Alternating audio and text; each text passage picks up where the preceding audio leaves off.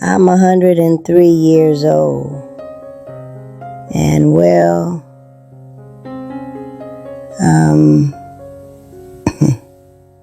I'm about to tell you something that nobody, not your parents, not your therapist, not your self-help books will ever tell you.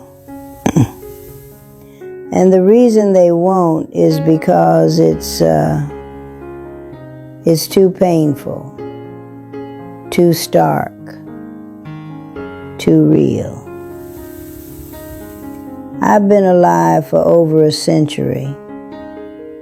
I've buried 3 husbands, 2 children, most of my friends, and every single person I knew before I turned 40. I've watched the world transform 4 times over. And in all that time, I've learned one truth that haunts me every single day. We're all living like we have forever when we barely have anything at all. But let me tell you when I actually learned this. Not at 90, not at 80, but at 33 years old. And it took me, 70 years to fully understand what that moment was trying to teach me. It was a Friday, and I'd been planning to go dancing that weekend with my husband, Robert. We'd been married 8 years, had 2 little boys, James and William.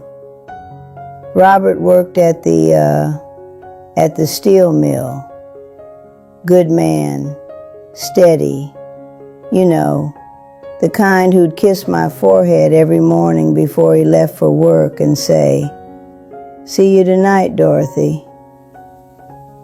Except that Friday, well, he didn't come home. There was an accident at the mill. They said it was quick. They said he didn't suffer. But they always say that, don't they? What they didn't say, what nobody tells you, is that when someone dies suddenly, they take all your unsaid words with them. Every "I love you" you didn't say. Every fight you didn't apologize for. Every moment you were too busy or too tired or too angry to just be present.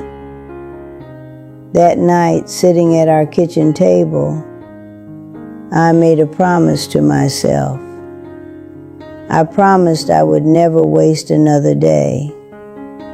I promised I would live intentionally, love openly, and never postpone joy again. And you know what? I broke that promise almost immediately. I thought I was living better. I hugged my boys more. I said I love you more often. But then life happens, doesn't it?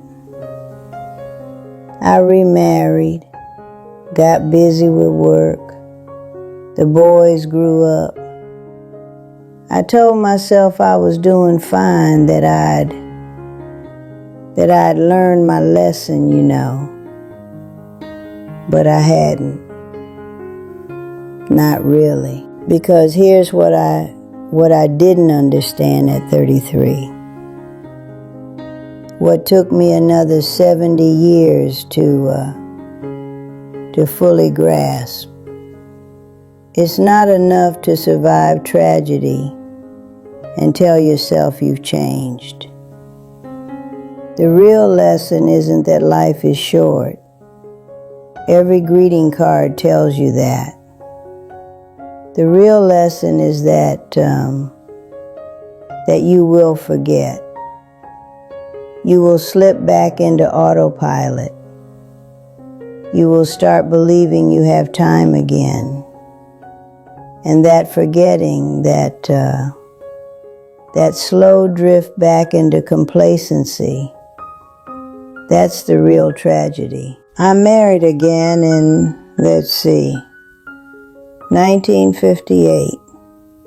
Charles, sweet man. We had 42 years together before his heart gave out. And you know my biggest regret about those 42 years? Not the fights we had, not the money troubles or the disagreements. My biggest regret is all the ordinary Tuesday nights I spent doing laundry instead of sitting with him. All the times I said, "Not now, I'm busy," when he wanted to take a walk. All the moments I treated like they were guaranteed. Here's what nobody tells you about living to be my age. You don't just lose the people you love. You lose them over and over again in your memory. Every time you think about them, you remember another moment you wasted, another conversation you were too distracted to fully hear, another hug you cut short because you had somewhere to be. My son William died in 1987, 45 years old, cancer. I was 65. I remember sitting by his hospital bed, holding his hand, and he said to me, "Mom, I'm sorry I didn't call more." And I wanted to scream. I wanted to shake him and say, "Why are we apologizing now? Why didn't we? Why didn't we call each other every day when we could?" But I didn't say that. I just held his hand and lied. I said we had enough time. We didn't. My third husband, Frank, died 2 years ago, 98 years old. We've been together, 21 years. And even after everything I'd learned, everything I'd lost, you know what I still did? I still sometimes scrolled through my phone while he was talking. I still sometimes sighed when he told the same story for the 10th time. I still sometimes thought, I'll pay attention tomorrow. There wasn't always a tomorrow. You're young. You're sitting there thinking, this is depressing. Thinking, well, everyone dies eventually.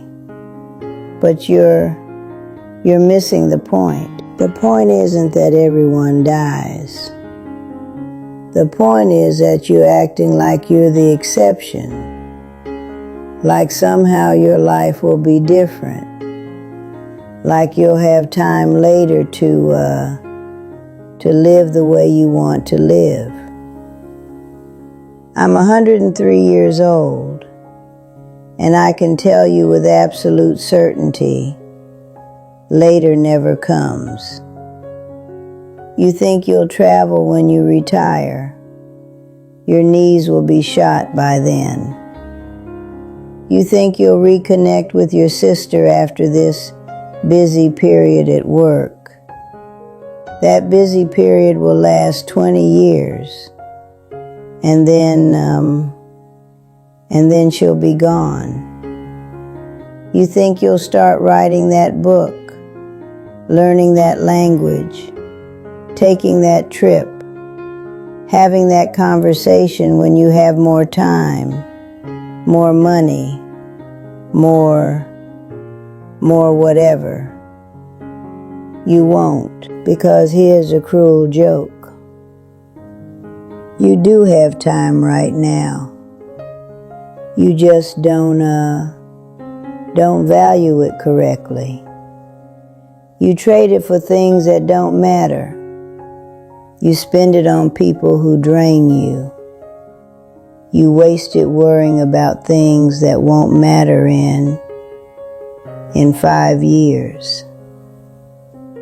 And then one day, if you're lucky enough to live as long as I have, you'll look back and realize you had all the time you needed.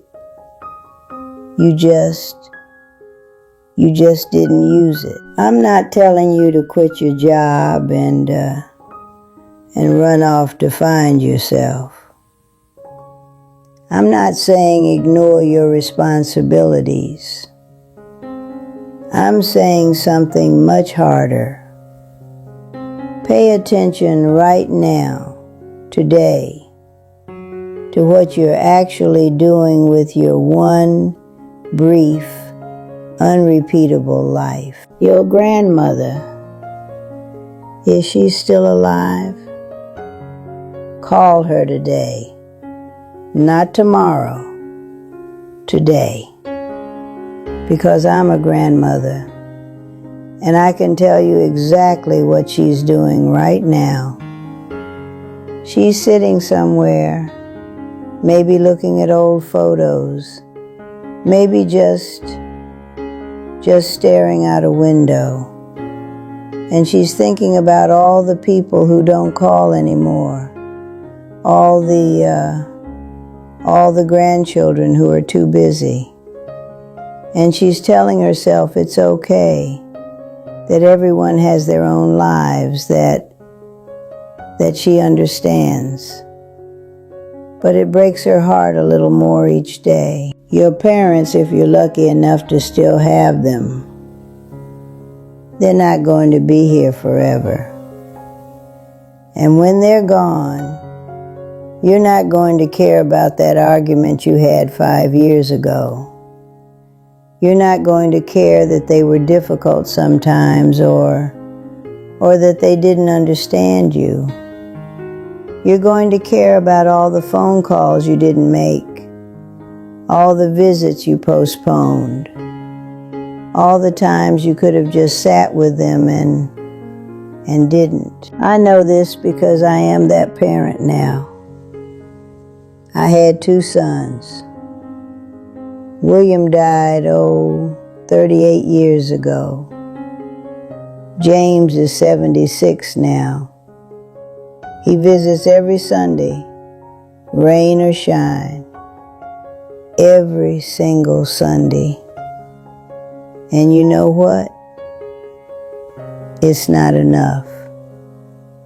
Not because he's not a good son. He's a wonderful son. But because no amount of time is enough when you truly love someone. Every Sunday when he leaves, I watch him walk to his car and I think, will I see him again? At my age, every goodbye might be the last one. And that's not morbid.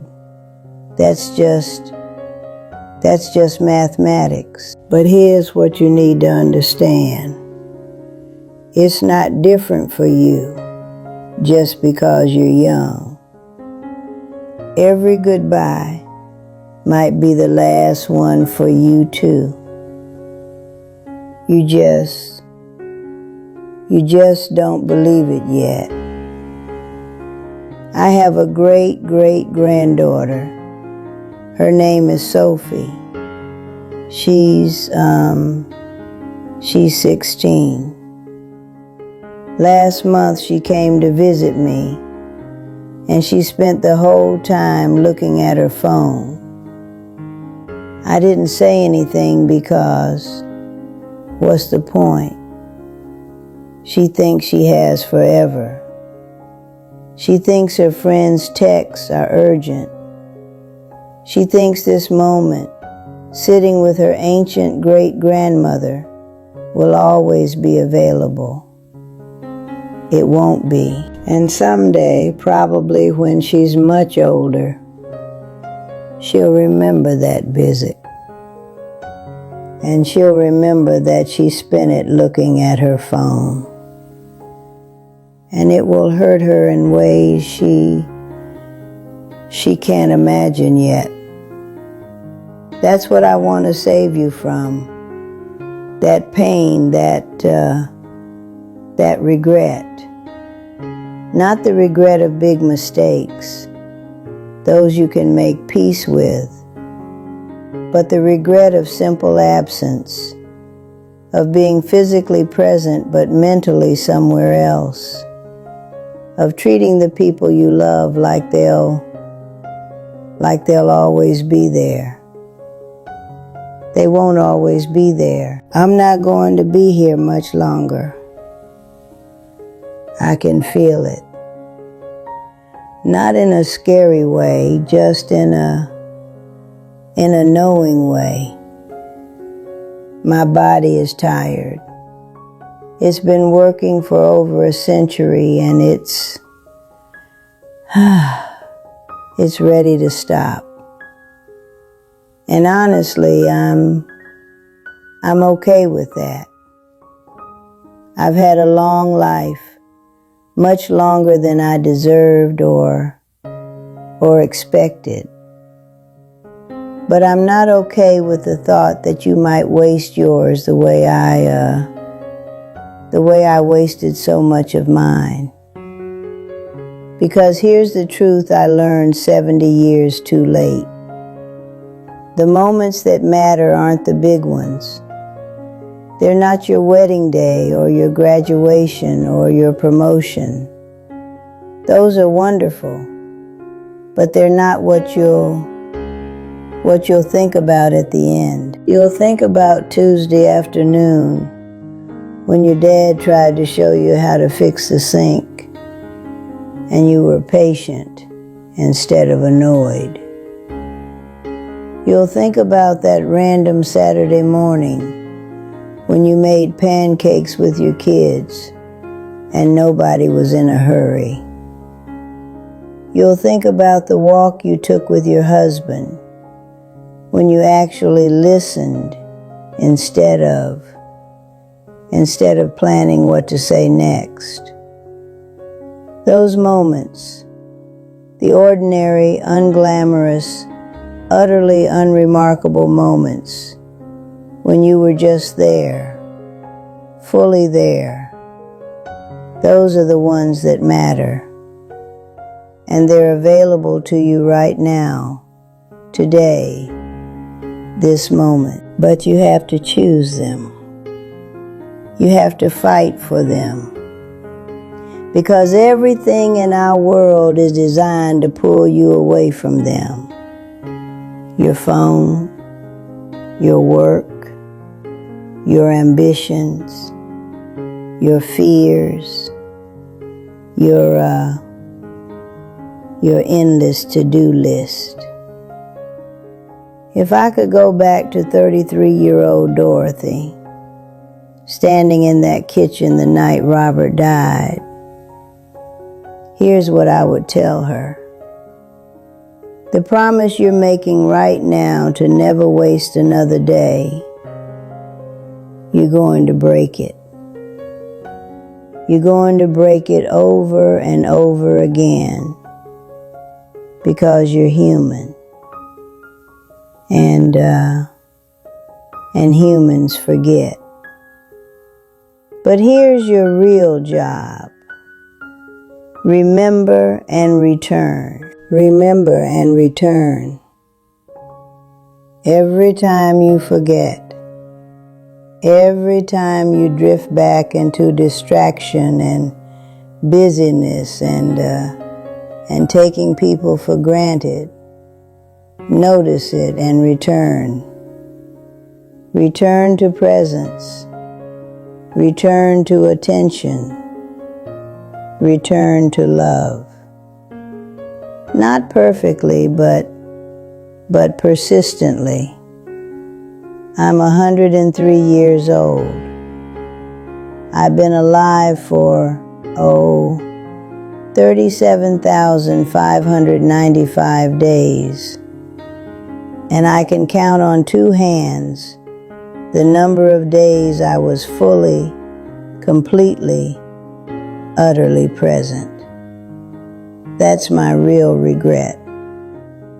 Not that I didn't achieve more or travel more or make more money, but that I sleepwalked through most of my own life. Don't do what I did. Don't wait 70 years to learn this. Don't wait until everyone you love is gone to realize you should have loved them better when they were here. Stop reading this and call someone you love. Stop reading this and go sit with someone in silence. Stop reading this and look, really look, at the people in your life while they're still here to be looked at. Because I promise you, with everything I have left, later never comes.